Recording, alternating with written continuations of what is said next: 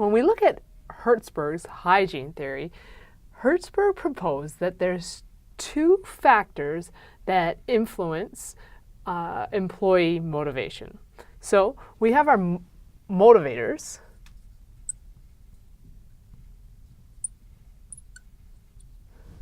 and over here we have the hygiene factors.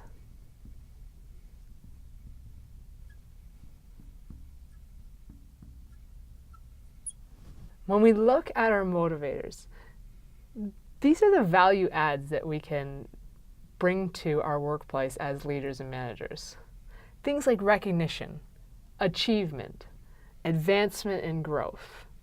This is where responsibility and job challenge can be built into job profiles for individuals. These things really can help motivate people.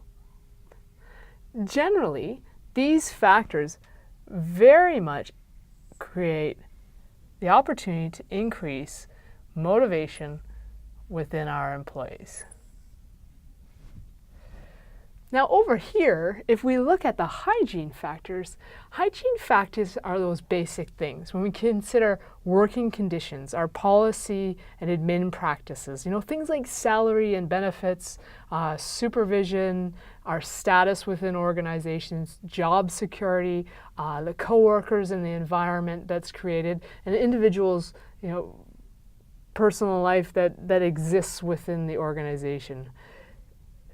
These hygiene factors are actually not motivating. They're not motivating factors, but they can be considered demotivating factors.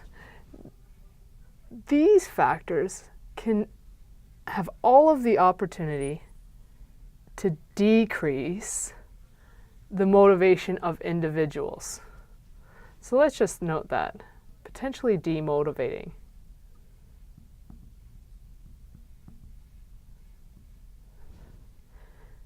As a leader and manager, we have to look at how we can not only motivate our individuals, but how we could potentially demotivate them. And if we don't take care of these basics, we'll lose that individual and we won't even get the opportunity to potentially motivate them, retain them longer, inspire them to great performances. So we have to keep track of these hygiene factors, these basic factors, to be able to even motivate an individual to their top performance. And if we don't, we'll see a higher absenteeism, higher turnover within our organizations. So consider them both, but understand the risks that we run by not taking care of the basic hygiene of our individuals.